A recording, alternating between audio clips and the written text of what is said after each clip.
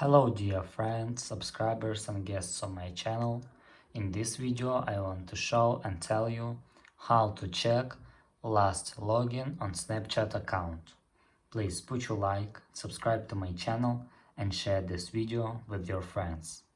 And let's get started. So, first we need to go to Snapchat.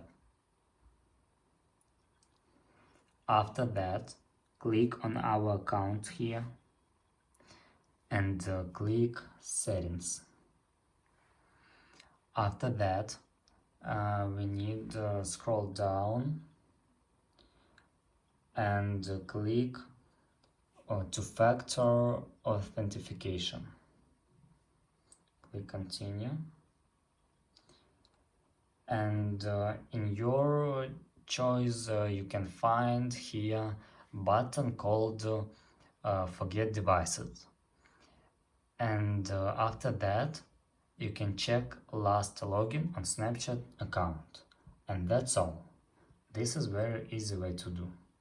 If you enjoyed this video and found it helpful, please put your like, subscribe to my channel and share this video with your friends.